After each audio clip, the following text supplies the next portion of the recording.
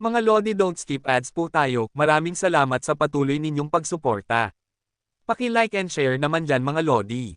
At sa mga gustong mag-donate sa ating GCash or regular na load, mag-comment lang po tayo. Para patuloy tayong makapag-upload ng mga bagong kabanata. Marami pong salamat. Subaybayan natin ang kwento ng isang kabataang nangarap para sa kanyang mga mahal sa buhay. Mula sa pinakamahina tungo sa pinakamalakas. Alamin natin ang kwento ng kanyang buhay. Kabanata 2681 hanggang Kabanata 2690. Kabanata 2681. Nakikita ng lahat ang kakaibang ekspresyon sa mukha ni Shale. Habang lumilipis ang oras, ang pulang liwanag na bumabalot sa kanya ay kumupas, nagdilim, at kalaunan ang matingkad na pula ay naging purong itim. Ito siguro ang demon fruit, gumagana ang demon fruit. Magiging deified na ba si Shale sa harapan natin? Masayang bulalas ni Li Zucheng. Tuwang-tuwa rin si Lai Yuzin. Ngayon ko naintindihan. Alam ni Shale na magsisimula ang laban ng mga silkworm, pero pinili pa rin niyang kainin ang demon fruit. Umaasa siyang magagamit ang matinding presyon ng laban upang mapabilis ang kanyang pag-unlad at gisingin ang nakatagong kapangyarihan ng demon fruit sa kanyang katawan. Sa laban niya kay Hansen, dahan-dahan itong napatino at ngayon, lubos na niya itong nasipsip. Dahil dito, magiging deified siya sa gitna mismo ng laban na ito. Talagang magle-level up si Shale tungo sa pagiging deified. Wala nang pagdududa kung sino ang mananalo. Hindi na magagawang talunin ni Hansen ang isang deified na Shale. Kanina nanginginig sa takot si Li Zucheng, pero ngayon nanginginig na siya sa tuwa. Ang laban ng silkworm ay naging parang roller coaster ng emosyon para sa kanila. Masyadong mabilis ang pag-akyat at pagbaba ng damdamin ni Li Zucheng na pakiramdam niya ay lulendag palabas ang puso niya. Ang mga apoy sa katawan ni Shale ay naging itim. Lumitaw ang mga itim na simbolo sa kanyang balat para bang inukit mismo sa laman niya. Isang nakakatakot na presensya ang nagmumula sa mga simbolo. Nagsimulang bumuo ng substance chains ang kapangyarihan ni Shale. Bumalik siya sa pagiging deified. Nakakunot noo si Hansen. Hindi siya bulag, malinaw niyang nakikita ang pagbabagong nagaganap kay Shale. Sumigaw si Shale ng malakas patungo sa langit at sumabog ang kapangyarihan ng kanyang substance chains. Ang dating gintong buhok niya ay agad na naging kulay itim. Kung dati ay parang gininto ang leon si Shale, ngayon lumiit ang kanyang katawan ngunit ang mga kalamnan niya ay mas matibay at mas makapangyarihan. Para bang bawat selula niya ay napuno ng hindi masukat na lakas. Ang bagong Shale na may itim na buhok ay hindi na mukhang mabangis, kundi misteryoso at kakaiba. Natatakpan ng itim na simbolo ang kanyang mukha at may nagliliyab na itim na apoy sa kanyang katawan. Para siyang demonyong leon mula sa impyerno. Bumalik na siya sa pagiging deified, halos mabilawkan si Likir. Wala nang halaga kung gaano kalakas o katalino si Hansen, imposibleng matalo niya ang isang deified na Shale. Ang deified ay ganap na naiiba sa lahat ng antas sa ibaba nito, parang langit at lupa ang pagitan. Plano pala talaga ni Shale mula sa simula na gamitin ang laban na ito para muling maging deified. Ginamit niya si Hansen bilang kanyang hasaan, malungkot na sabi ni Exquisite sabay buntong hininga. Talagang mahusay ang plano ni Shale, bulalas ni Likir. Kinain niya ang demon fruit bago magsimula ang laban ng silkworm. Kung walang mabigat na kalaban, makukuha niya ang unang pwesto. Pero kung may makakaharap siyang malakas, maaari niyang patinuin ang demon fruit at bumalik sa pagiging deified para masiguro pa rin ang unang pwesto at lahat ng gantimpala. Isa siyang matalinong tao, aaminin ko. Umiling si Exquisite, pero hindi ganoon ka-simple. Karaniwang tao ay mahihirapan na muling maging deified kahit pa may demon fruit. Naging deified lang si Shale dahil sa pambihira niyang talento. Maaaring hindi rin ito talaga ang plano niya. Ano man ang dahilan niya, ito na ang resulta, inis na sagot ni Likir. Parehong namumutla sina Kyo Elder at Open Sky Elder. Ang mga very high na tumaya kay Hansen ay ganoon din ang itsura. Akala nila ay may pag-asa silang manalo, ngunit lahat iyon ay nawala. Nang maging deified si Shale, gumuho ang lahat ng kanilang pangarap. Para silang nahulog sa pinakamadilim na bangin kung saan wala ng pag-asa. Patawad. Sinubukan kong pigilan ang aking kapangyarihan, ngunit hindi ko na kayang kontrolin. Bumalik na ako sa pagiging deified, sabi ni Shale na tumigil sa pag-atake. Halata ang pagsisisi sa kanyang mukha. Halos damyugo ang mga puso ng nanunood sa kanyang sinabi. Maraming nilalang ang nangangarap maging deified, samantalang si Shale ay pilit itong pinipigilan. Kung ibang tao ang nagsabi nito, baka isipin nilang nagyayabang lang siya. Pero kilala si Shale sa kanyang katapatan, at hindi siya nagkukunwari. Totoo ngang pinipigilan niya, ngunit tuluyan pa rin siyang naging deified. Ang gusto lang niya sana ay tapusin ang laban bilang half-deified. Pero dahil kay Hansen, napilitan siyang ibigay ang lahat. Hindi na niya kayang pigilan ang lakas ng demon fruit. Nang tuluyang kumawala ang enerhiya, naging deified siya. Walang kailangang ikahiya. Ang antas mo ay bahagi ng iyong lakas, kalmadong sagot ni Hansen. Para sa kanya, hindi nakakahiya kung mas mataas ang antas ng kalaban, pinaghirapan iyon ng isang tao. Hindi nabibilang ang laban ngayon. Hihintayin kong maging deified ka, at doon tayo muling maglalaban, sabi ni Shale habang nakatitig kay Hansen. Hindi pa tapos ang laban na ito, mariing sagot ni Hansen, hindi nagbago ang ekspresyon. Umiling si Shale. Ayokong manalo sa laban na mas mababa ang antas ng kalaban, pero kailangan ko ang unang pwesto. Patawad, pero dito na muna tayo tumigil. Hindi mo kailangang humingi ng tawad. Hindi ko pa sinasabing tapos na ang laban natin. Kung matalo mo ako, ibig sabihin mas malakas ka. Pero para malaman iyon, kailangan muna nating maglaban hanggang dulo, kalmadong sagot ni Hansen habang nakatitig kay Shale. Nang marinig ito ni Lai Yuzin, natawa siya ng malamig. Talagang hindi alam ni Hansen ang kanyang lugar. Binigyan na siya ni Shale ng pagkakataong umatras ng marangal at makuha ang ikalawang pwesto, pero nagpupumilit pa rin siya. Kapag natalo siya ngayon, baka hindi pa siya mapasama sa ikalawa. Si Likir, Exquisite, at ang iba pang very high ay inakalang masyadong mayabang si Hansen. Dapat tinanggap na lang niya ang ikalawang pwesto kaysa tuluyang matalo. Ngunit sa kabila ng kanilang iniisip, naramdaman nila mula kay Hansen ang kakaibang kalmadong kumpiyansa. Walang takot, walang galit, walang sisi sa kapalaran. Isang uri ng tiwala na taglay lamang ng mga taong higit sa lahat. Ngunit bakit nananatili pa rin siyang ganito kay tiwala sa sarili gayong nasa napakapiligrosong sitwasyon siya? Naisip ni na Exquisite at Likir. Kahit wala silang nakikitang dahilan, nahawa sila sa tiwala ni Hansen at bigla ring nakaramdam ng kumpiyansa sa kanya. Sige, ituloy natin. Lalaban ako hanggang dulo. Panalo o talo, aalis akong mag-isa, kalmadong sabi ni Hansen habang nakatingin kay Shale. Tama, ganito nga dapat, sagot ni Shale na kumislap ang mga mata. Tinitigan niya si Hansen na parang isang obra maestra. Maaring mas malakas siya kaysa kay Hansen, pero hindi niya ito minamaliit. Sumabog ang mga substance chain sa kanyang paligid. Para siyang leon ng kadiliman na lumitaw mula sa kailaliman. Dahil sa respeto ko sa iyo, gagamitin ko ang lahat ng aking lakas. Dagandong na wika ni Shale habang inihampas ang kamao kay Hansen. Kabanata 2682. Beats. Biglang naramdaman ni Hansen na parabang naselyuhan ang paligid. Hindi na niya kayang punitin ang espasyo at mag-teleport kung kailan niya gusto. Ang tanging nakita niya ay ang nakakatakot na suntok ng leon na anino na bumabagsak papunta sa kanya. Kumunat ang noo ni Hansen. Inipon niya ang kanyang lakas sa kamao at sinalubong ng suntok ang leon na anino. Ngunit ang suntok ni Hansen ay dumaan lamang sa leon na anino. Para bang ito'y anino lang talaga. Nang dama po ang leon na anino sa katawan ni Hansen, hindi ito ganoon kabigat gaya ng inaasahan niya. Ang suntok ay pumasok lang sa kanyang katawan at biglang naglaho.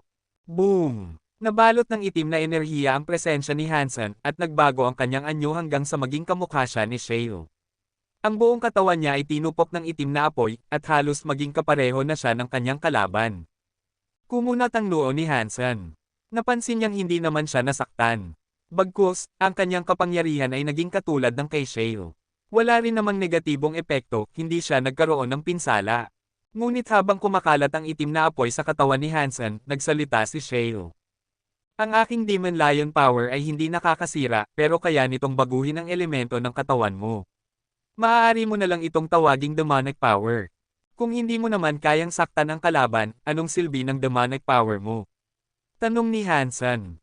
May milyon-milyong kapangyarihan sa sansinukob. Hindi ko kayang gibain ang lahat ng iyon. Pero ano man ang kapangyarihan ng aking kalaban, kaya kong baguhin iyon at gawing kapareho ng sa akin. Dahil sanay ako sa ganitong uri ng kapangyarihan, walang makakatalo sa akin, paliwanag ni Shale. Nang pag-isipan ni Hansen ang kahulugan nito, napagtanto niyang tunay na nakakatakot ang kapangyarihan ni Shale.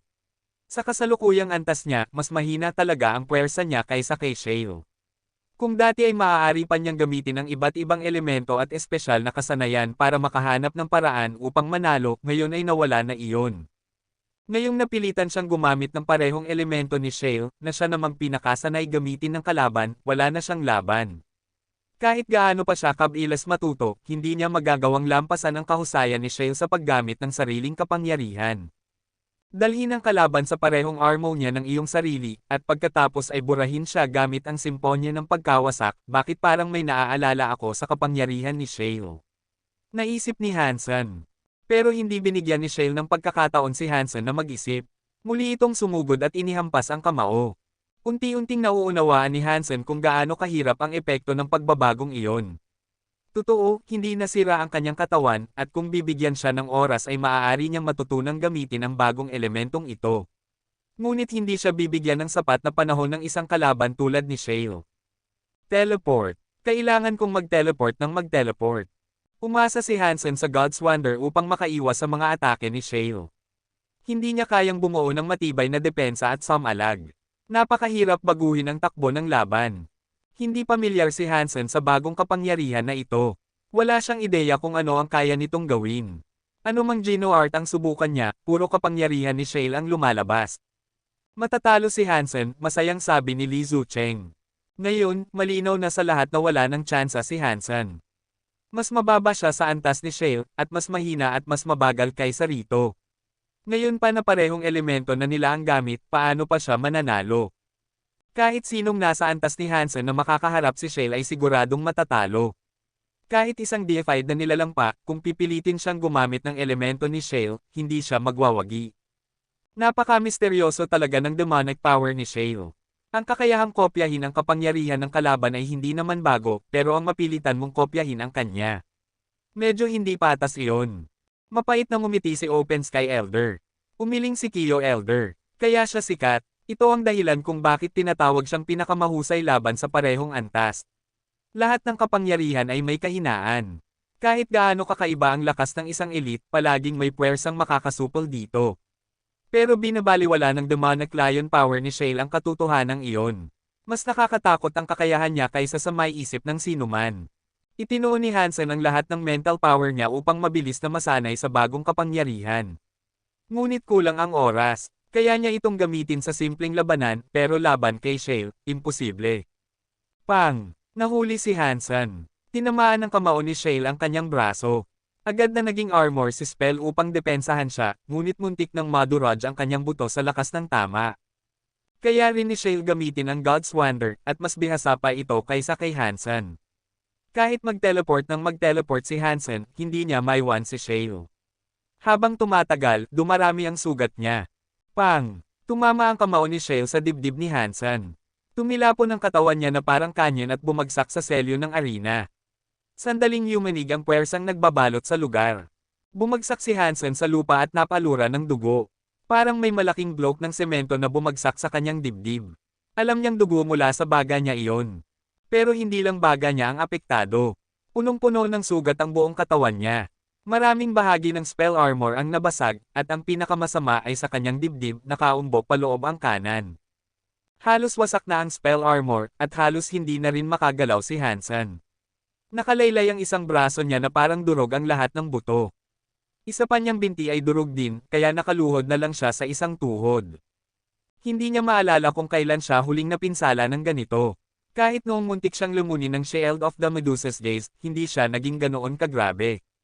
Pero sa halip na sumuko, mas lalo pang na-excite si Hansen. Ang dahilan, ang spell armor. Kahit parang malapit na itong mabasag, bigla nitong ipinahiwatig na malapit na itong mag-breakthrough. Ang Story of Genes ang pinakamahirap na Geno Art na gamitin sa lahat ng alam niya. Ngunit sa ilalim ng matinding pagsupil ni Shale, tila handa na itong pagsamahin ang siyam na tier sa isa. Malapit na siyang maging half-deified. Kaunti na lang, bulong ni Hansen sa sarili. Ramdam niya na nasa bingit na siya ng breakthrough, pero may kulang pa. Para bang gusto niyang kamutin ang paa ngunit may nakaharang na medyas. Tapusin na natin ito, malamig na sabi ni Shale. Hindi na niya gustong patagilan pa. Kahit kinikilala niyang karapat-dapat si Hansen, isa pa rin itong 9th tier king. Hindi sapat para makipagsabayan sa kanya. Nais na lang niyang hintayin ang panahon na maging deified si Hansen bago muling maglaban. Inihampas muli ni Shale ang kanyang kamao. Ang napakalakas na suntok ay tulad ng isang umuungal na demonic lion, diretso kay Hansen, na kalahating nakaluhod pa rin sa lupa. Kabanata 2683 Bakit pa siya nagpupumilit? Mas mabuting matalo kaysa mamatay. Malungkot na buntong hininga ng babaeng Fox mula sa malayo habang nakamasid. Nasa likuran mismo ni Hansen ang selyo. Pwede sana siyang mag-teleport palayo bago dumating ang suntok at iyon ang nag-iisang siguradong paraan upang makaligtas. Pero hindi niya ginawa. Sa halip, ipinagpatuloy niya ang pakikipaglaban gamit ang basag-basag na katawan. Ngunit sa bigat ng pinsala at sa labis na pagkakadihado niya, imposibleng kayanin pa ng anumang lakas niya ang isang suntok mula kay Shale. Wala siyang alam sa lugar niya. Patayin siya. Sigaw ni Lai Yuzin, nakuyam ang kamao at namumula ang mga mata habang galit na nakatutok sa video feed. Ganoon din si Li Zucheng. Malapit nang magtapos ang laban sa paraang matagal na niyang inaasam. Mananalo sila sa pusta. Walang paraan para makaiwas si Hansen sa paparating na suntok. Dalawa lang ang posibleng kahihinatnan kung tatangkain niyang salagin iyon, mamatay o tuluyang maparalisa. Sa alinman sa dalawa, hindi na siya makakapagpatuloy sa laban. Walang makakapigil kay Shale na kunin ang unang pwesto sa Silkworm Bout. Pang! Sumalubong ang kamao ni Hansen sa nakakatakot na suntok.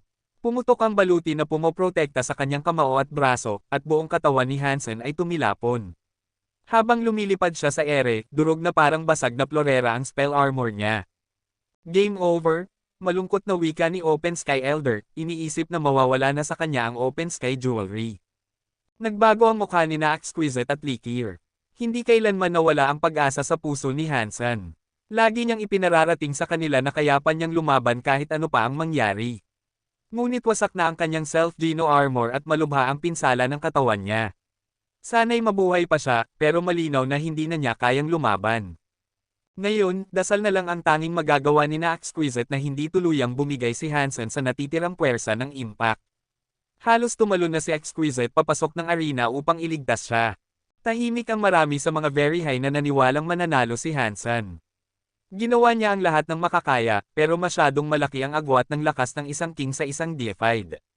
Sobrang lakas ni Shale, kaya hindi nila masisi si Hansen sa pagkatalo. Gayunman, dumudugo ang puso nila habang iniisip ang lahat ng kanilang ipinusta at siguradong mawawala. Samantala, halos magyakapan sa tuwa sina Li Zucheng at Lai Yuzin. Pang! Muling bumagsak ang katawan ni Hansen sa selyo. Handa nang pumalakpak sina Lai Yuzin at Li Zucheng, pero bigla silang natigilan. Hindi lang sila, kundi lahat ng nanonood ay nagulat. Pagdapo ng katawan ni Hansen sa selyo, hindi siya bumagsak sa lupa. Sa halip, nakabitin siya sa ere. Mula sa wasak niyang katawan ay lumalabas ang kakaibang shockwave. Maya-maya, nabalot ang anyo niya ng matinding liwanag. Ngunit nang titigan, hindi iyon simpleng liwanag.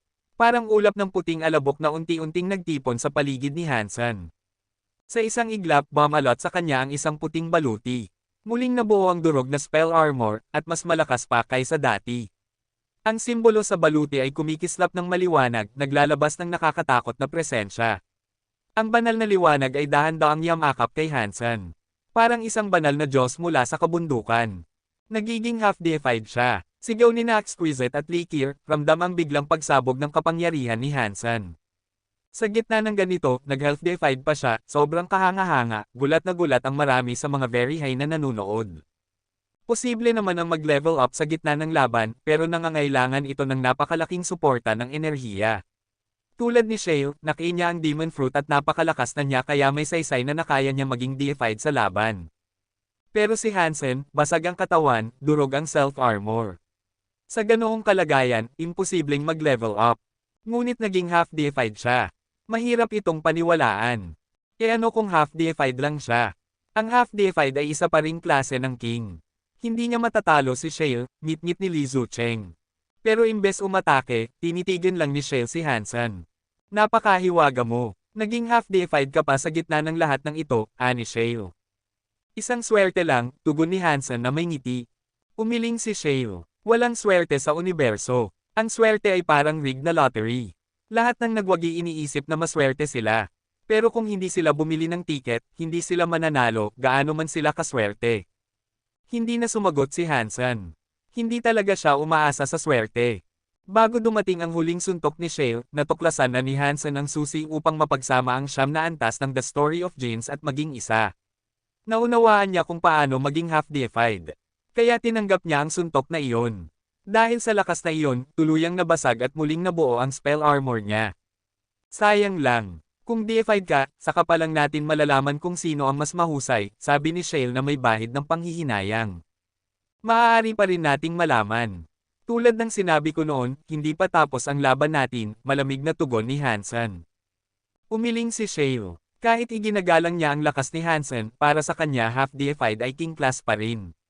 Hindi pa rin sapat ang lakas nito upang hamanin siya. Brother Han, tapusin na natin ito. Itatabi ko muna ang Apollo set. Kapag naging deified ka, saka ka lumaban muli para dito. Kapag nanalo ka, sayo na ang Apollo set, sabi ni Shale matapos mag-isip. Pero wala nang tiyagang maghintay si Hansen.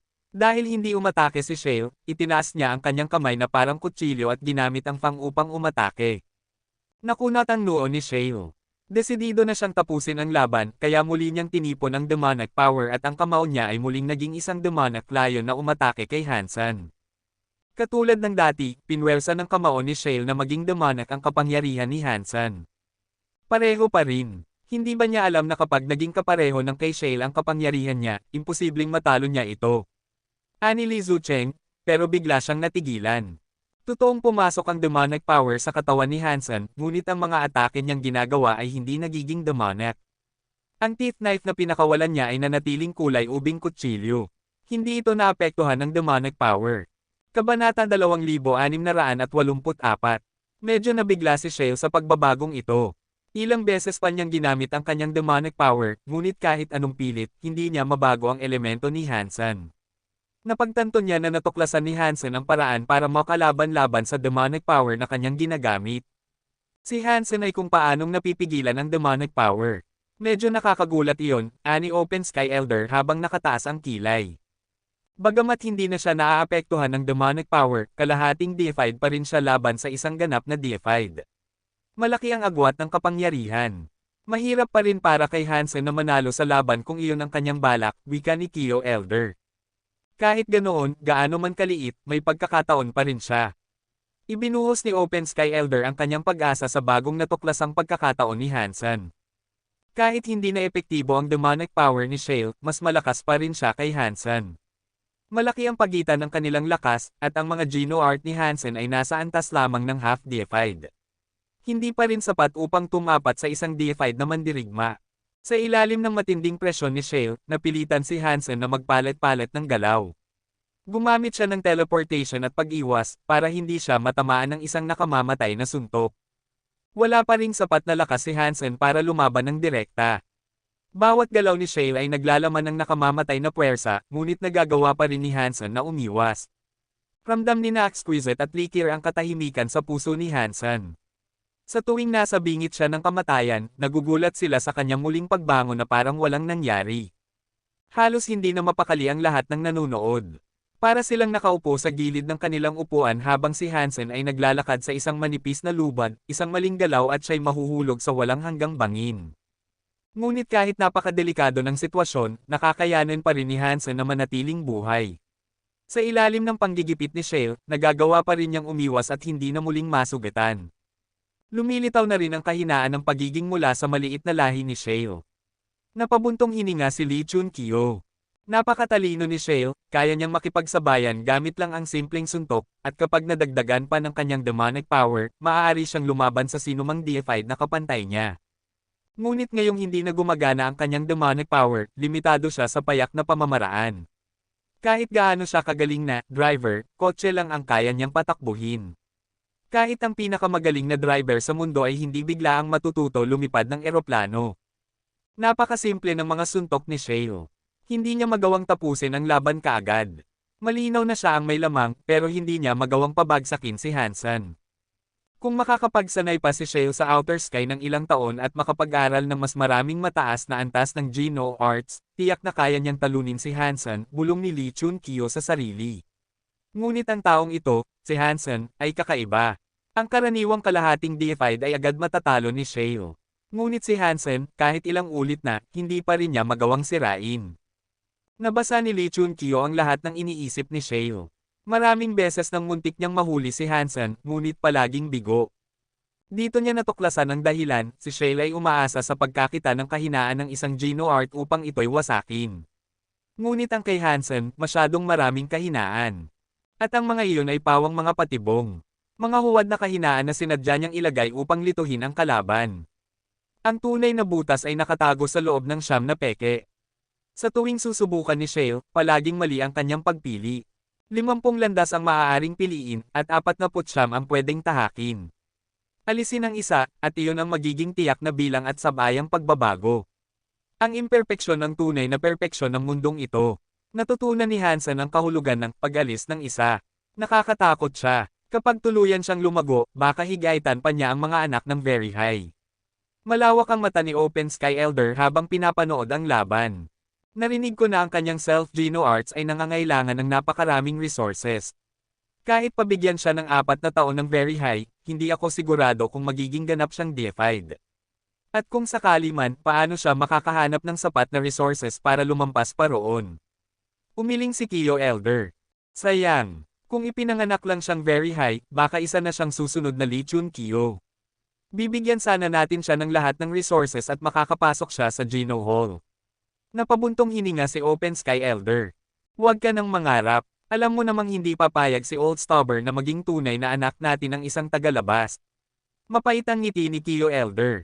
Muling napatahimik si Open Sky Elder at pinagpatuloy ang panunood ng laban. Ang mga suntok ni Shale ay tulad ng demonic lions, tila kaya nilang lumunin ang langit at araw. Ngunit si Hansen ay tulad ng isang maliit na bangkang pumapaimbulog sa gitna ng nagngangalit na alon, hindi man siya kayang ibagsak. Isang butil ng mais sa malawak na dagat, iyon si Hansen. Ngunit nakalulutang siya, at gaano man kagulo ang kalangitan at lupa, hindi siya tinatangay pababa. Ngayon, malinaw ang isip ni Hansen. Ginamit niya ang Under the Sky at God's Wonder. Bawat hampas ng kanyang kutsilyo ay tila lumiliko ang langit at lupa. Matagal siyang nagpractice ng kutsilyo, at natuto mula sa maraming tao. Ngunit sa sandaling ito, ang kanyang sariling kalooban at isipan ang sinusubok ni Shale. Ang langit at lupa ay parang chessboard. Ako ay isa lamang pyesa, ngunit sa bawat galaw, nadaragdagan ang kahulugan nito. May libong paraan upang gamitin ito, ngunit kailangang may pyesa para magkaroon ng landas. Kung walang pyesa, walang daan, biglang nagliwanag ang puso ni Hansen, at para siyang nasa isang trance habang binibigkas. Sa ilalim ng langit, ako ang daan. Kung ako'y nabubuhay, nabubuhay ang daan. Kung ako'y mamatay, mamamatay ang daan. Kabanata 2685. Hindi malakas ang boses ni Hansen, pero ang mga Very High at ilang silkworm ay nakatutok ng mabuti sa laban. Narinig nila ang lahat ng sinabi ni Hansen. Baliw ka, bagay na bagay sa iyo ang salitang iyon, malamig na ungol ni Lai Yuzin. Kailangan talagang baliw siya, at hindi lang si Lai Yuzin ang nag-isip nito. Maging si Open Sky Elder at ang mga taong nais manalo si Hansen ay naniniwalang sobrang kabaliwan ng lahat ng kanyang sinabi. Ang landas ay ang universo. Ang universo ay ang landas. Kapag pinag-isipan ng mga salita ni Hansen, parang sinasabi niyang ang kanyang buhay ang tanging dahilan ng pag-iral ng universo. Kung mamatay si Hansen, mamamatay din ang universo. Sa buong kasaysayan, kahit ang mga tunay na Diyos na mandirigma ay hindi mangangahas magsabi ng ganoon. Iilan lamang ang mga tunay na Diyos sa bawat panahon, at kahit na mamatay sila, hindi naman kasamang namamatay ang universo. Samantalang si Hansen ay kalahating deified pa lamang. Sa totoo lang, hindi iyon maituturing na kabaliwan kundi kamangmangan. Pero mali ang pagkakaintindi ng lahat sa ibig sabihin ni Hansen. Ang ako na binabanggit niya ay hindi tumutukoy sa kanyang sarili. Tinutukoy niya ay ang lahat ng bagay. Ang lahat ay parang pyesa ng chess. Sila'y kontrolado ng mga tali ng kapalaran, ngunit kung wala ang mga pyesa, walang saysay ang chessboard. Kahit gaano ito kaganda, isa lang itong patay na bagay. Ang mga pyesa ang nagbubunga ng mga galaw at kombinasyon na siyang lumilikha ng landas. Walang pyesa, walang landas. Nang maunawaan ni Hansen ang kahulugang ito, nakaramdam siya ng matinding kaligayahan. Sobrang saya niya kaya't nasabi niya ito ng malakas. Akala ng mga tao na si Hansen ay baliw at mangmang. Tanging sinalikir at exquisite lamang ang totoong nakaunawa sa nararamdaman ni Hansen. Kumurap ang kanilang magagandang mata ng may kakaibang emosyon. Nakamtan ni Hansen ang pag-unawa, kaya't ganoon din sila. Sila'y nalunod sa kalooban ng Under the Sky. Napakalakas ng kaloobang iyon, karaniwang nakikita lamang mula sa iilang pinakamalalakas na Very High na nabubuhay. Ngunit ngayong araw, dahil sa lakas ng kaloobang iyon, may natutunan silang bago. Paano sila hindi magugulat at matutuwa? Ang pag-unawang ito ay lampas na sa kayang gawin ng isang normal na deified, bulong ni Likir habang magkahalo ang tuwa at hindi makapaniwalang damdamin. Kalahating deified pa lang si Hansen, ngunit kaya na niyang lubusang maunawaan ang kalooban ng Under the Sky. Lahat ito'y natutunan ni Hansen ng mag-isa. At ang kanyang Under the Sky knife skills ay naging napakalakas na. Dati, puro paggamit lang ng kutsilyo. Ngayon, ang mga kutsilyo ay puno na ng sariling pag-unawa at kaalaman. Para bang nabigyan niya ng buhay ang isang konsepto. Kanina, kahit hindi nasusugatan ni Shale si Hansen, mukha itong nasa bingit ng kapahamakan. Parang nakabitin lang sa sinulid, at maaaring mamatay anumang sandali. Ngunit ngayon, biglang nag-iba ang lahat. Bagamat pinipiga pa rin siya ni Shale, ramdam ng mga nanunood na mas kalmado si Hansen kaysa dati. Kahit nasa gitna ng panganib, parang wala siyang kaba. Ginamit ni Hansen ang kanyang mga kamay na parang kutsilyo. Ang kanyang knife skills ay naging matatag, para bang sinadya niyang planuhin ito. Ngunit ngayon, nagagawa na niyang gamitin ang mga ito ng buong laya, halos casual, at bawat atake ay eksakto pa rin, minsan mas matalim pa. Ang langit at lupa ay chessboard, at ako ang pyesa. Bawat hininga at bawat pandama ay isang landas. Lunod si Hansen sa kalooban ng Under the Sky. Habang lumalalim ang kanyang pag-unawa, lalong nagiging parang walang sistema ang kanyang mga atake, ngunit para bang mismong universo ang gumagabay sa kanya. Habang bumabagsak ang mga atake kay Hansen, nagsimulang makaramdam ng bigat si Shale. Oo, masama ang pakiramdam niya. Kahit hindi siya direktang nalalagay sa panganib ni Hansen, tila ba lahat ay nagkamali. Mali ang mga bundok, mali ang mga bato, mali ang lahat. Para bang ang mundo ay kumakalaban na sa kanya, habang si Hansen ay malayang gumagalaw sa pagitan ng langit at lupa. Parang lahat ng bagay ay tumutulong kay Hansen. Hindi na alam ni Shale ang gagawin. Hindi ba ito ang Sky and Men combined together, isang teknik ng Very High Sense? Gulat na bulalas ni Lee Chun-kyo at iba pang nag-aaral ng Very High Sense, habang nakatitig kay Hansen na parang nakakita ng multo. Sa pamamagitan ng Very High Sense, maaaring magsanay ng Sky and Men combined together. Sa pamamagitan ng koneksyon sa universo, langit, at lupa, maaaring humiram ng lakas ng universo. Ngunit para lamang ito sa mga nagsasanay ng Very High Sense. Dapat sila lang ang nakagagawa nito. Si Exquisite ni bahagya pa lang natututo at hindi pa bihasa. Ngunit si Hansen, na hindi kailanman nag-aral ng Very High Sense, ay nagawang gawin ito gamit ang mga knife skills mula sa textless book. Paano hindi magugulat si Lee Chun-kyo at ang iba? Maging ang mga bihasa na sa Very High Sense ay napakagatlabi. Kahit si Lee Chun-kyo, na kilalang walang emosyon, ay namutla. Napakahiwaga ng batang ito, bulong ni Open Sky Elder. Hindi man sila nagsanay ng Very High Sense, marami na silang karanasan. At ngayon, kitang-kita nila na ang mga knife skills ni Hansen ay kahawig nito. Ngunit si Hansen, wala nang iniisip pa. Nalulubog siya sa aura ng kanyang knife mind. Sa unibersong ito, bawat damo, kahoy, bundok, patak ng tubig, at kahit alikabok o mikrobyo, lahat ay may kahulugan sa kanyang paningin. Para bang lahat ay konektado sa kanyang knife skills. Lahat ng bagay sa mundong ito ay piyesa ng chess. Ang bawat piyesa ay may gamit. At kapag pinagsama-sama, makakabuo ng laro. Ang bawat piyesa na parang walang koneksyon, ay konektado rin pala. Bawat piyesa ay maaaring makaapekto sa buong laro. At ang dapat kong gawin ay maging piyesang kayang baguhin ang takbo ng larong ito. Patuloy na umuunawa si Hansen. Hindi ko kailangan ng espesyal na kapangyarihan. Kailangan ko lang gamitin ang aking lakas sa lugar kung saan pinakakailangan ako. Kung lalangoy ako, magiging isda ako. Kung lilipad, magiging ibon ako. Sasabay ako sa universo, langit, at lupa. At ako'y tutulong sa kanila. Lalo pang naging hindi mahulaan ang knife skills ni Hansen, at lalo nitong pinahirapan si Shale. Ang mga Very High na kaninay nanunuya kay Hansen bilang baliw at mangmang ay natahimik. Dapat sana'y talo siya, ngunit ngayon, tila ba hindi man lang siya nahihirapan. Sa halip kay Shale nagmumukhang matigas at walang sigla ang mga atake. Napaka-intriga. Ginamit niya ang Under the Sky upang malikha ang Sky and Men combined together, mabaliw sigurado ang mga matatandang Very High sa inggit, nakangiting may misteryo si Yu Shangsen habang pinagmamasdan ang kahangahangang knife skills ni Hansen. Kabanata 2686. Namumutla na halos berde ang mukha ni Li Zucheng at Liu Xin. Para silang mababaliw. Namumula na ang kanilang mga mata, ng mga ugat, at mahigpit ang pagkakakuyom ng kanilang kamao na hindi nila namamalayan na bumabaon na ang kanilang mga kuko sa palad. Para silang dalawang baliw habang pinapanood si Hansen na nakikipaglaban. Imposible, hindi ito posible, parang sila'y nasasakal sa sobrang tensyon. Isang half-deified ang nakikipaglaban sa isang deified at hindi siya napapahamak. Lalo itong nagdulot ng kaba sa kanilang puso.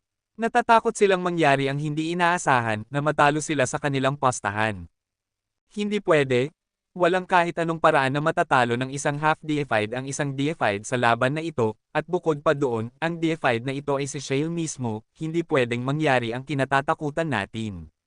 Sigurado akong mananalo si Shale, singgal ni Liuzin, kumakagat sa kanyang ngipin. Para bang kinukumbinsi niya ang sarili niya gayon din si Li Zucheng. Hindi niya maalis ang tingin sa harap ng screen. Kumunat ang kilay ni Shale. Bagaman siya pa rin ang may control, daman niyang may mali. Ang bawat galaw ni Hansen ay parang ginagabayan ng kamay ng Diyos. Nahihirapan si Shale na tanggihan kahit ang pinakamagaan na hiwa ng kutsilyo na binibitawan ni Hansen. Ang mga karaniwang atake ay nagiging higit sa dapat nitong lakas. Kahit gaano niya suriin ang mga galaw ni Hansen, hindi niya maunawaan kung ano ang nangyayari. Hindi si Shale ang tipong basta na lang susuko. Kaya nang maramdaman niyang may mali, gumawa siya ng pinakamagandang desisyon. Ang apoy ng impyerno sa paligid ng kanyang katawan ay nagliyab ng mataas. Hindi niya pinansin ang mga atake ni Hansen at sumugod diretso sa kanyang kalaban. Hindi mahalaga kung gaano kakabila sa iyong mga kasanayan, ang kapangyarihan mo ay hindi maihahambing sa akin. Dudurugin ng lakas ko ang iyo at ang mga teknik mo. May sapat akong puwersa para sirain ang mga iyon. Para siyang Diyos-demonyo, may dalang nakakatakot na mga tanikala ng substansya habang humahataw pasulong para supulan si Hansen. Pumutol ng hangin ang mga slash ng kutsilyo ni Hansen, ngunit agad iyong dinurog ng mga tanikala. Hindi siya makalusot para masubitan si Shale. Pero hindi natarante si Hansen. Ang katawan niya'y kumikilos na parang ulap, lumulutang mula kaliwat kanan. Kahit nag-ipon si Shale ng napakalakas na puwersa, wala siyang magawa para saktan si Hansen. Para itong maliit na bangka na hinahampas ng dambuhalang alon, ngunit hindi ito natutamba at malayang nakakasabay. Si Hansen ay para bang banal na tao na kayang sumakay sa hangin. Panang enerhiya ng knife mind ang kanyang katawan. Paulit-ulit na binabangga ni Shale si Hansen, pero ni hindi man lang mabusat ang kanyang kasuotan. Nakatulala si Bixie habang pinapanood ang laban. Si Shale ba? Nais na niyang banggitin kung matatalo ba si Shale, ngunit naalala niyang hindi niya dapat sabihin iyon sa harap ni Lee Chung-kyo. Kaya't nilunok na lang niya ang mga salita. Natitiyak kung matatalo siya. Malakas si Shale, pero masama ang kanyang pinagmulan. Masyado ring maikli ang panahon ng kanyang pagsasanay. Kung nabigyan siya ng 3 taon pa, baka hindi siya ganito ngayon, malamig na sabi ni Lee Chung-kyo. Tumango si Bixie. Swerte lang talaga ng batang si Hansen, ano. Pero aminin natin, ang kanyang knife mind ay tunay na kakaiba. Taglay nito ang presensya ng langit at tao na nagkakaisa. Hindi yun langit at tao na nagkakaisa. Sinusunod lamang niya ang kalooban ng langit, sagot ni Lee Chung-kyo. Kung ikukumpara sa'yo, kuya, wala pa rin siya. Pero kumpara sa ordinaryong tao at mga nilalang, nakakagulat ang kanyang kalooban, dagdag ni Bixie matapos ang ilang sandali. Tumango si Lee Chung-kyo at nagsabi, ginamit ni na Exquisite at Likier si Hansen bilang kanilang silkworm. Sa labas ng Very High, bihira ang ganitong klaseng henyo. Ngayon, mukhang relax si Open Sky Elder. Nakangiti siya at nagsabi, deified, so what? Kahit deified ka, matatalo ka pa rin. Hindi ganoon kasama ang mata ko. Tiningnan siya ng may panghahamak ni Kyo Elder. Nang maging deified si Shale, mukha siyang nawala ng magulang si Open Sky Elder. Pero syempre, hindi niya iyon binanggit. Habang tumatagal ang laban, mas maraming miyembro ng Very High ang nakapansin na bumabaliktad ang sitwasyon ni Hansen. Kahit ubod ng lakas ang estilo ni Shale, hindi pa rin niya mapinsala si Hansen. Magaling ang kasanayan sa kutsilyo ni Hansen. Hindi lang magaling. Napakataas ng antas, parang mga kasanayan sa kutsilyo na mula sa langit. Siyempre, pinalayas ng ating lahi ang mga Sky. Dapat lang asahan ito sa isa sa kanilang kasanayan. Hehe, paano kaya kung makuha talaga ni Hansen ang unang pwesto? Ano kaya ang magiging itsura ng pagmumukha ng hayop na si Li Zucheng? Hindi pa rin ako naniniwala na mananalo siya. Malakas nga ang kasanayan ni Hansen sa kutsilyo, pero ang kapangyarihan niya hindi naman mas higit kay Shale. Hindi siya kayang saktan ni Shale, pero hindi rin niya masaktan si Shale. Matatapos ang laban na ito nang walang panalo o talo. Kapag tumagal, baka maubos ang stamina ng half-deified. Dahil mas matibay ang stamina ng D5, siya ang magtatagal at mananalo sa huli. Sino ba ang nakakaalam? Puro hula lang iyan. Haha. Kung makuha ni Hansen ang unang pwesto, siguradong ipal ang itsura ni Li Zucheng. Hindi lang siya ang mababaliw, pati si Lai Yuzin. Kung wala si Lai Yuzin, hindi malalaman ni Li Zucheng na bawal gumamit ng pressure sa laban ng Silkworm. Sana manalo si Hansen. Gusto kong makita ang itsura ng dalawang hayop na iyon. Ang kapal ng mukha nilang lokohin tayo. Ngayon pa lang, parang mababaliw na sina Li Zucheng at Lai Yuzin. Halos lumabas na ang kanilang mga mata sa pagkakatitig sa battle video. Hindi siya matatalo, hindi matatalo si Shale, mananalo siya. Mananalo siya, paulit-ulit nilang sinasambit, habang lalong lumalaki ang kaba sa kanilang dibdib. Ang langit at lupa ay parang larong ahidres na laging nagbabago. Lahat ng bagay ay parang kutsilyo na may sariling landas. Shale, subukan mong malasahan ang Under the Sky knife ko. Ang knife mind ni Hansen ay parang bulkan na hindi na kayang pigilan ang pagbuga ng magma. Sumabog ito at umapaw laban kay Shale. Ginamit niya ang kanyang kamay na parang kutsilyo at pinutol ito sa direksyon ng kalaban. Magaling. Malakas si Shale, ngunit wala siyang lugar na magamit ito. Ngayon na gusto ni Hansen ng harapang laban, ito na ang pagkakataon niya. Nakakatakot na mga tanikala ng substansya ang nabuo sa kanyang kamao, at sumugod siya para salubungin ang atake ni Hansen. Buzz! Yumugyog at nagbasag-basag ang espasyo sa suntok ni Shale. Ang mga tanikala ng substansya na parang mga demonyong leon ay punit-punit ang realidad. Ang mga bunganga ng leon ay nagmistulang malalaking itim na butas na susubok lumamon kay Hansen. Ngunit nanatiling kalmado si Hansen. Ang kanyang kamay ay patuloy na bumabagsak pababa, ngunit walang lumabas na knife air. Isang simpleng hiwa lamang ang kanyang ginawa. Nalito ang mga nanonood. Ngunit nang tumingin sila, nakita nila ang lahat ng bundok, ilog, damo, bulaklak, at kagubatan sa lambak ay nilamon ng liwanag ng kutsilyo. Iba't ibang anyo ng liwanag ng kutsilyo ang biglang nagpakita sa buong paligid ng dalawang mandirigma. Lahat ng iyon ay nakatutok kay Shale. Ang dami ng liwanag ng kutsilyo ay parang rumaragas ang baha. Lahat sila ay sumugod kay Shale at sa kanyang mga demonyong leon. Agad na ginamit ni Shale ang lakas ng kanyang tanikala. Hindi siya natakot sa mga liwanag ng kutsilyo na gaya ng antas ng hari, ngunit huli na ng kanyang maramdaman na napakarami ng mga ito. Unti-unting nababasag ang kanyang kapangyarihan at mga tanikala sa gitna ng liwanag ng kutsilyo. Kabanata 2687. Sa sandaling iyon, ang tanging nakikita ng lahat ay ang imahe ni Hansen na humahampas ng kanyang talampasulong. Lahat ng bagay sa sansinukob ay tila naglalabas ng liwanag ng kutsilyo. Lahat sila ay sumusunod sa kalooban ng talim ni Hansen na nagtipon-tipon bilang isang bug zone ng mga liwanag ng kutsilyo na tumabon sa langit at lupa. Lahat sila'y nakapalibot kay Shale, na worry isang demonyong leon. Kahit si Shale na isang elitista ay hindi kayang hadlangan ang mga liwanag ng kutsilyo na tila nilikha ng lahat ng bagay sa universo.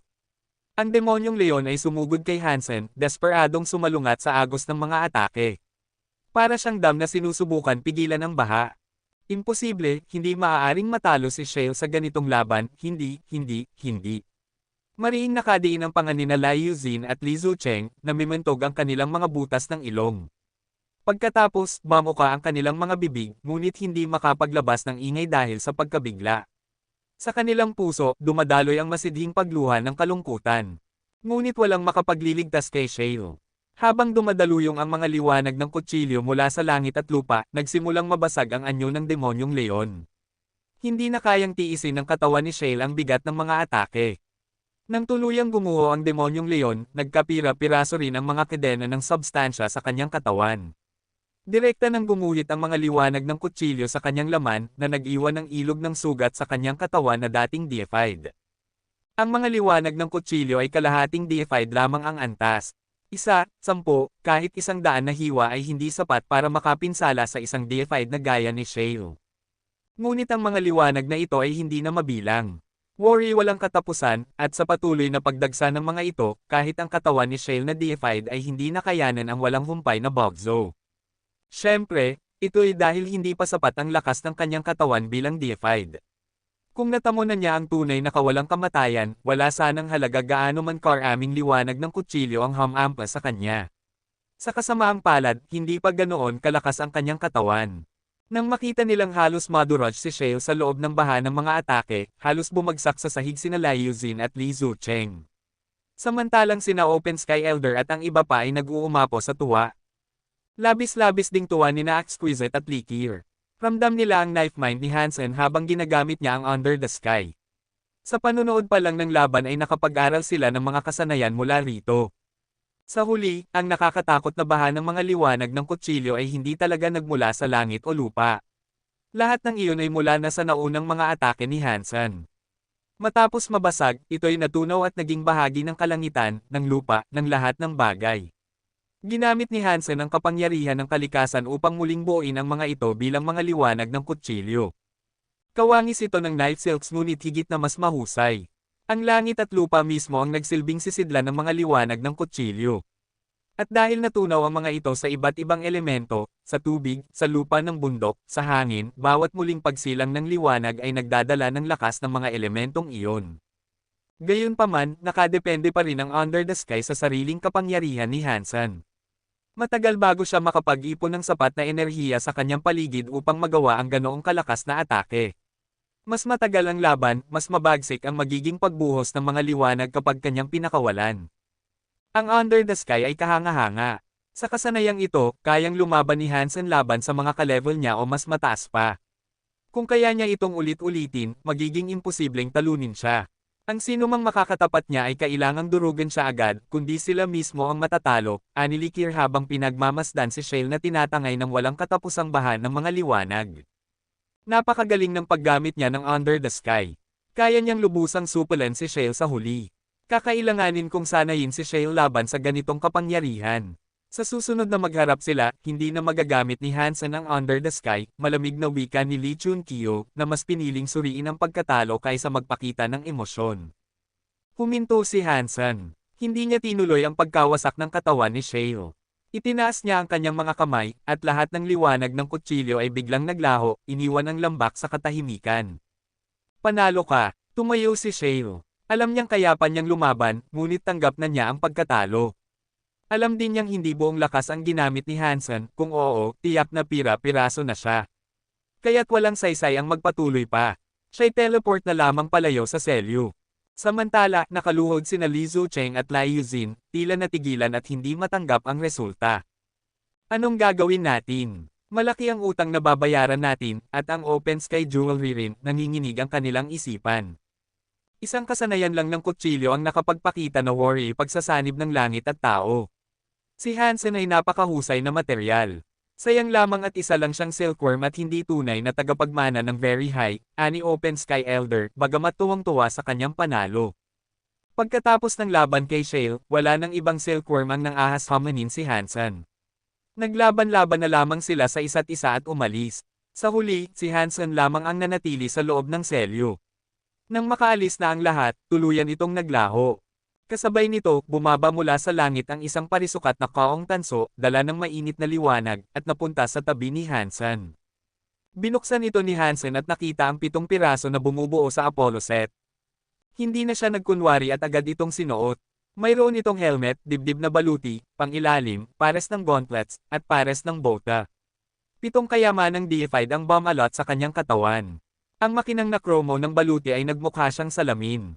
At nang isuot niya ang huling piraso, isang dambuhalang pilak na pakpak ang sumulpat sa kanyang likod. Tunay nga siyang nagmukhang si Apollo, kumikislap sa kalangitan. Marami ang nainggit kay Hansen, ngunit nagawa pa rin niyang magreklamo. Anong klaseng Apollo set ito? Para akong bomb ilya. Masyado akong kapansin-pansin, mas maliwanag pa sa araw. Kitang-kita ako ng kaaway mula sa libu-libong milya. Paano ako makakapagtago sa mga palumpong kung ganito? Para akong target na neon sign. Bagamat nagrereklamo, dama pa rin ang malakas na aura ng Apollo set. Lubos na natuwa si Hansen.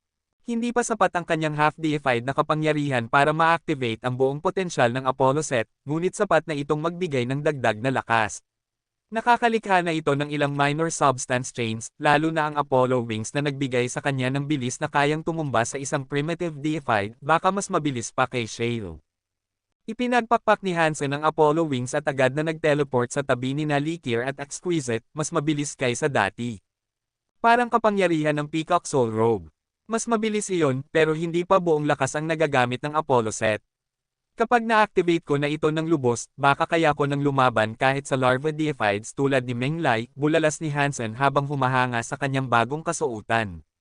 Lubos niyang nagustuhan ang Apollo set. Kabanata 2688. Kasing bigat ng ulan ang usok at hamog. May hardin na may lawa, at nakaupo sina Likir at Exquisite sa isang batong mesa malapit doon. Para silang litong-lito. Naisip mo na ba kung ano ang mga kahinaan ng Under the Sky? Tanong ni Exquisite habang tumingin kay Likir. Umiling si Likir. Ikaw. Umiling din si Exquisite. Nakakunot ang noo niya at nagsabi, para sa atin, ang mga silkworm ay paraan para magkaroon ng bagong pangunawa. Pero hindi lang sila basta kasangkapan para matuto. Ang sitwasyon natin ngayon ay may mabuti at masama. Sa mabuting banda, marami tayong natututuhan kay Hansen, at ipinadama niya sa atin kung ano ang ibig sabihin ng tunay na makapangyarihang kalooban. Tutulungan niya tayong mapabilis ang ating paglago. Pero kung patuloy tayong matututo at susunod lang sa kanya, magiging kopya lang tayo ng kanyang progreso. Para bang ginagaya lang natin siya. At kahit gaano pa natin subukang tularan ang kanyang nagawa, hindi natin maaabot ang tunay na kayang gawin ni Hansen. Ang landas na tatahakin natin ay dapat higit pa kaysa sa ating silkworm. Kailangan nating magbukas ng sarili nating daan. Pero sa kalagayan ngayon, napakahirap nun. Mabilis na sumabat si Likir. Maaring tama ka, pero masyadong malakas ang kalooban ni Hansen. Sa antas natin, hindi natin makikita agad ang kanyang mga kahinaan para mapakinabangan. Ang katotohanan na kaya nating aminin iyon ay masama na. Siya ang dapat maging silkworm natin, hindi tayo ang kanya. Kung si Hansen ay mag-iiwan ng impresyon na hindi natin siya kayang higaitan, ibig sabihin nililimitahan na niya tayo, seryosong saad ni Exquisite. Kung ganoon, ano ang nais mong gawin natin? Hindi maisip ni Likir ang paraan para malumpasan ang problemang ito. Kung si Hansen ay mag-iiwan ng hindi mabuburang impresyon ng pagiging walang talo, ang kanilang mga tagumpay ay laging malilimutan sa ilalim ng anino niya. Hindi iyon ang silkworm na hinahanap nila. Kailangang matalo si Hansen minsan. Tanging pagkatalo lamang ang makakabure ng impresyon niya sa ating mga puso, tugon ni Exquisite. Maski si Shayla ay natalo niya. Hindi ko iniisip na may ibang silkworm na kayang pumantay sa kanya sa ngayon.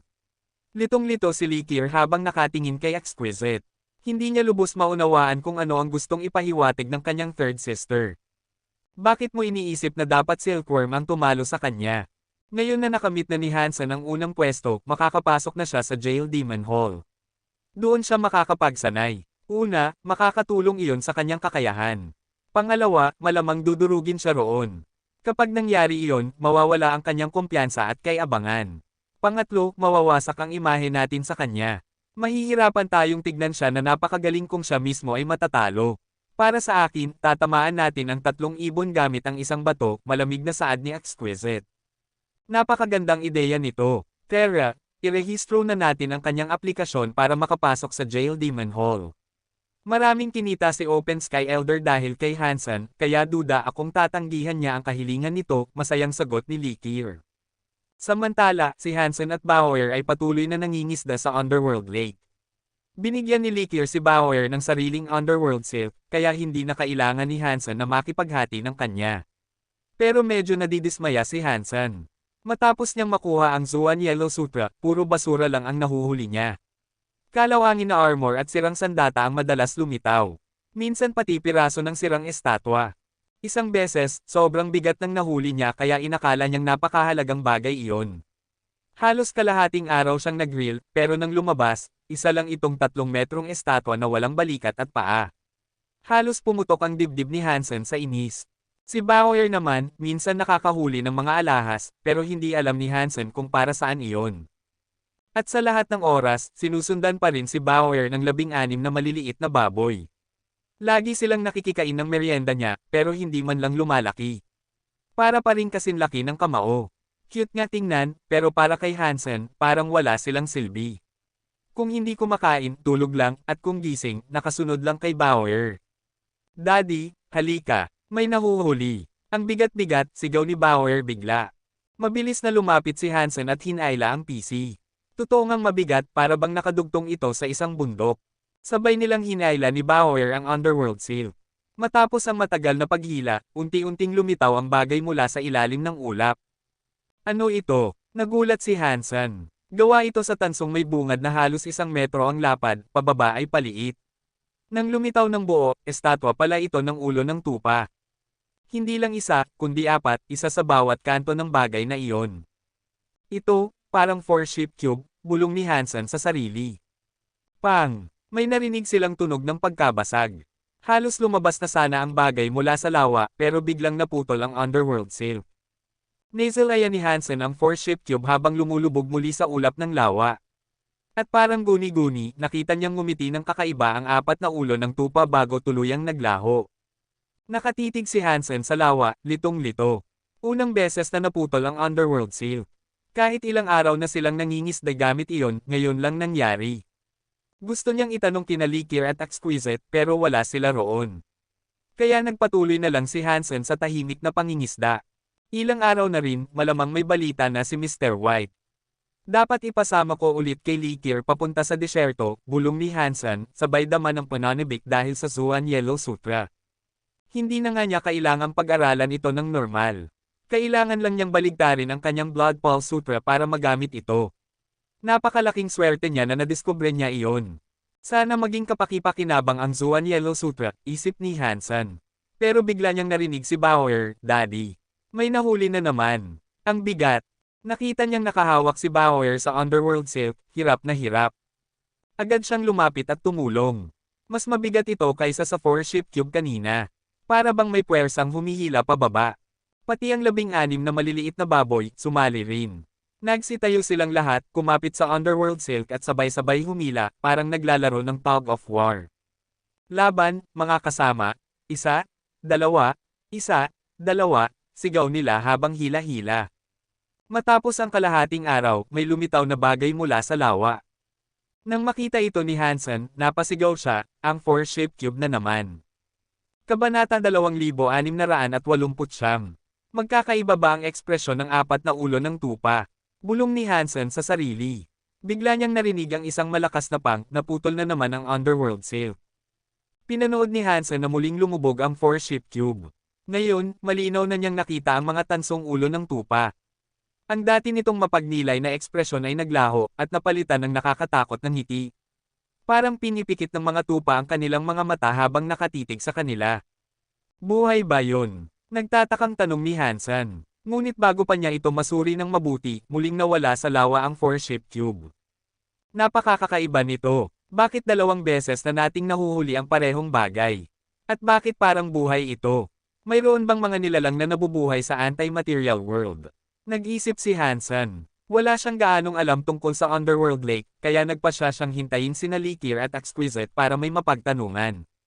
Makalipas ang ilang pagkakataon, muling nahuli ni Bauer ang 4-ship cube ng ilang ulit pero hindi niya ito kailanman mahayla palabas. Lagi itong natatanggal at muling nahuhulog sa lawa. Samantalang si Hansen, puro walang silbing basura lang ang nahuhuli. Biglang lumiwanag ang tatsulok na simbolo sa maliit na figurang jade. Alam ni Hansen na pabalik na sina Likir at Exquisite. Di nagtagal, nakita niya silang lumitaw sa dalampasigan ng lawa sa pamamagitan ng teleportation.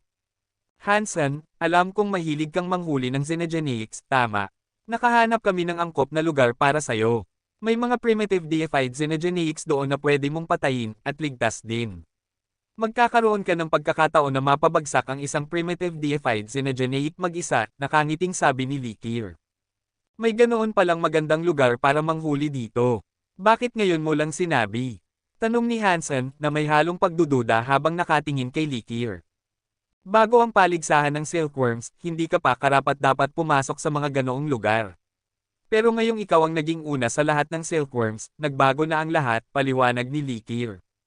Naiintindihan ko. Bumalik sa isip ni Hansen ang 4-ship cube, kaya ikinwento niya sa kanila ang tungkol sa ilang beses niyang pagtatangkang mahuli ito.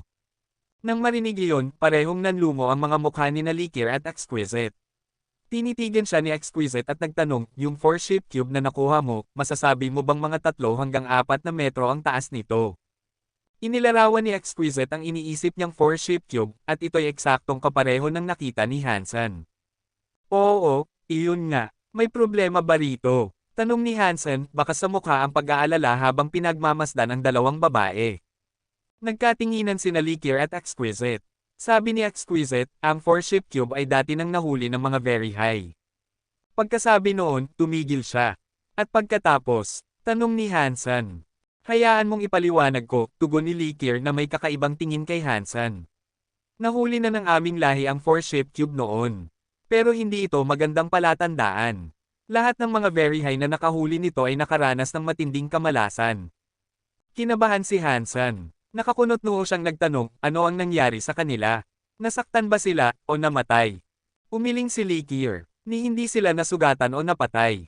Ayon sa kasaysayan ng very high, may 3 kasapi na nakahuli nito. Ang una, siya ang nagtayo ng Sky at ng Sky Palace. Hindi ba magandang bagay iyon? Bakit ninyo itinuturing na kamalasan iyon? Hindi naintindihan ni Hansen. Ang pagtatatag ng isang makapangyarihang lahi ay isang karangalan. Well, mapait na ngumiti si Likir bago nagpatuloy, ang pangalawang very high na nakahuli nito ay nagkaroon ng kakaibang pangyayari. Napilitang patayin niya ang kanyang mga magulang at kalaunan ay ipinagkanulo ang very high. Pagkaraan ng saglit, nagpatuloy siya, ang pangatlo naman ay ninakaw ang isang napakahalagang kayamanan ng very high at biglang naglaho. Hanggang ngayon, walang nakakaalam kung saan siya napunta. Kaya lahat ng nakakahuli ng 4-ship cube ay mga very high, at lahat sila ay nagtaksil sa sariling lahi, unti-unting naunawaan ni Hansen kung bakit ito itinuturing na malas. Bagaman walang matibay na ebidensya, may mga tala na nag-uugnay sa 4-ship cube sa 3 iyon, malungkot na sabi ni Exquisite. Napakamot si Hansen at natawa ng pilit. Pero hindi ako kabilang sa very high. Balang araw, aalis din ako rito. Hindi ibig sabihin noon na pagtaksilan ko kayo, hindi ba? Nanahimik si Exquisite bago nagsalita, ang 3 very high na iyon ay minsan lang nakahuli ng 4-ship cube. Hindi na nila ito muling nakita. Pero ikaw, 6 na beses mo na itong nahuli. Kahit nakakahaka lang ang tungkol sa pagtataksil, itinuturing na bawal ng aming lahi ang bagay na ito. Kaya ikaw at si Bauer ay huwag nang banggitin muli ang tungkol dito. Mas mabuti nang walang gulo. Tumanggaw si Hansen. Dati inisip niyang baka may silbi ang bagay na iyon, pero hindi niya alam na napakasama pala ng kahulugan nito. Hindi na niya muling ikukwento ito sa iba. At saka, kakaunti lang din ang kilala niya sa mga very high. Kahit gustuhin niyang magsabi, wala rin naman siyang mapagsasabihan.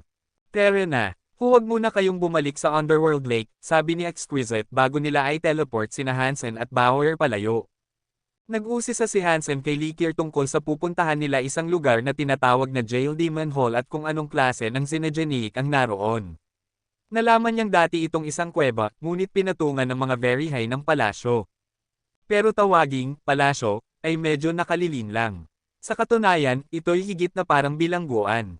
May isang Xenogenic na naninirahan sa ilalim ng kuwebang iyon.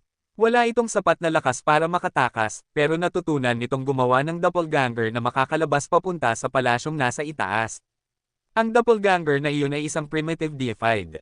Kaya't paminsan-minsan, kailangan ng mga very high na puntahan ang Jail Demon Hall para patayin ang doppelganger upang manatiling nakakulong ang nilalang.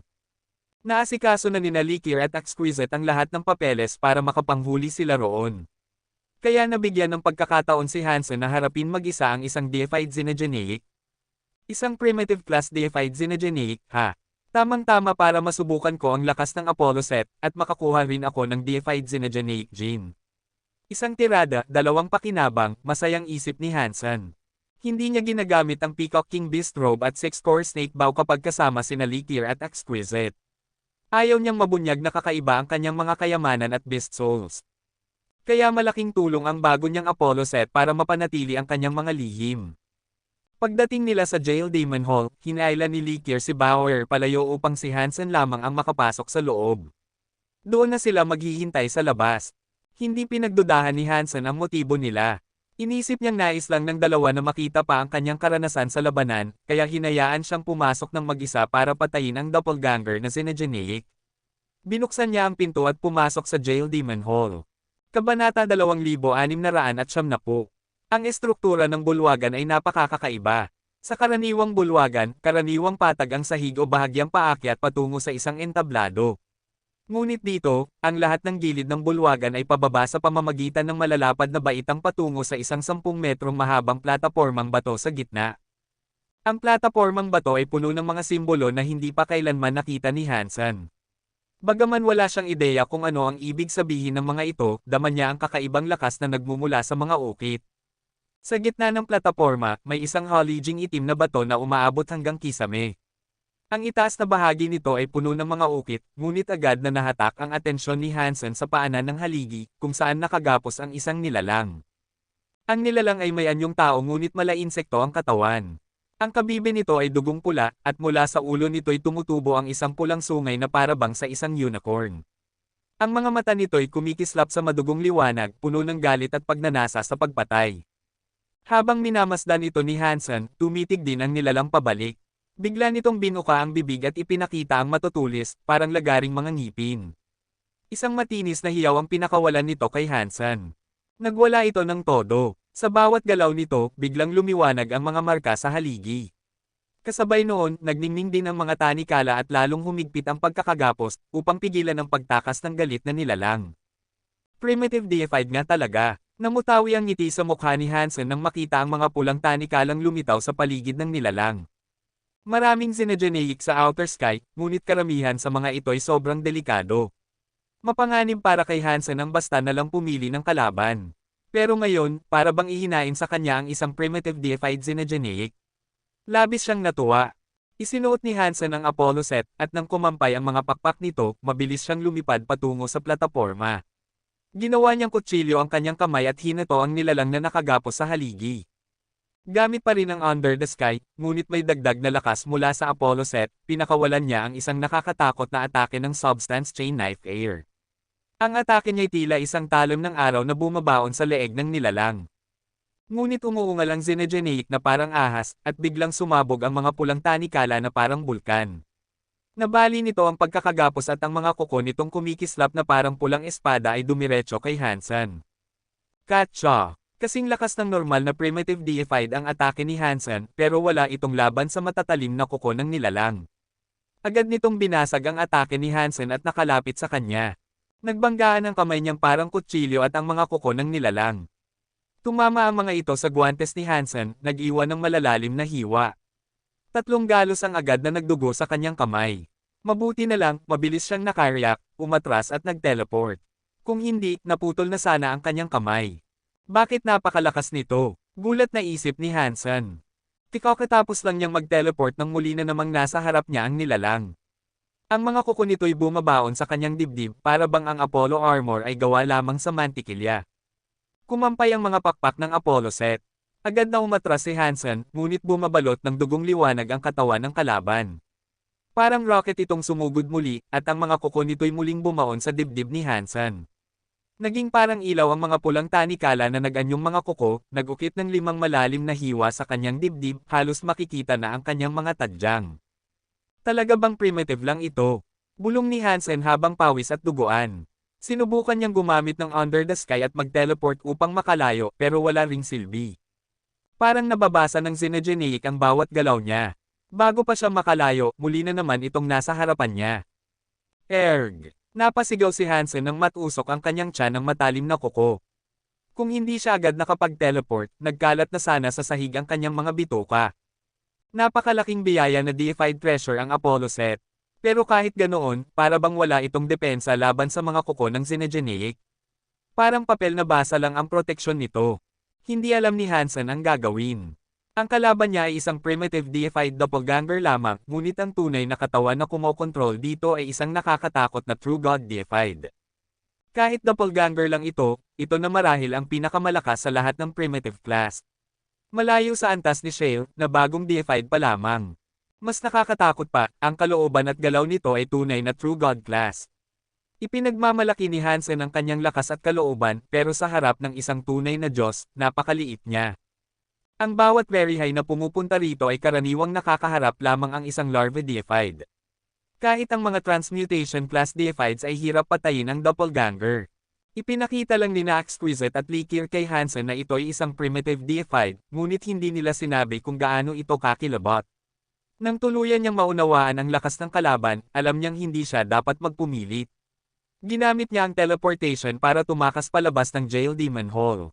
Duguan at sugatan, alam niyang kamatayan ang kahihinatnin kung ipagpapatuloy niya ang laban. Primitive deified ba talaga iyon? Tanong ni Hansen, hawak-hawak ang kanyang tiyan habang nakatingin kina Likir at Exquisite. Totoo iyon. Primitive class deified nga siya, ngunit siya ang pinakamalakas sa lahat. Akala namin, sa taglay mong lakas at kalooban, kaya mo siyang labanan. Kaya't pinayagan ka naming subukan. Marahil, nagkamali kami ng paghusga, seryosong sagot ni Exquisite, bagamat sa loob-loob niya iniisip, mabuti ring makatikim ka ng pagkatalo paminsan-minsan, para hindi ka lumaki ang ulo. Ngumiti si Likir at sinabing, natural lang ang matalo rito. Hindi ka pa naman deified. Hindi ibig sabihin na mahina ka kung hindi mo siya natalo. Ganito na lang, hahanap tayo ng mas mahihinang deified Xenogeneic para subukan mo. Alam ni Hansen na hindi magsisinungaling ang dalawa sa bagay na ito. Kung sinasabi nilang primitive deified ang nilalang, totoo iyon. Napakalakas talaga niya, bulong ni Hansen habang nakatingin kina Exquisite at Likir. May oras ba para patayin ang Xenogeneic na iyon? 6 na buwan bago ito makabuo ng sapat na lakas para makatakas. Pero kadalasan, 3 buwan pa lang ay pinapatay na namin ito para siguradong hindi makatakas. Kapag nakawala at nakipag-ugnayan sa iba pang Xenogeneic sa Outer Sky, maaaring makalaya rin ang kanyang tunay na katawan, paliwanag ni Likir. Kung may oras pa, susubukan ko ulit siyang talunin, mariing sagot ni Hansen. Hindi siya papayag na sumuko na lang.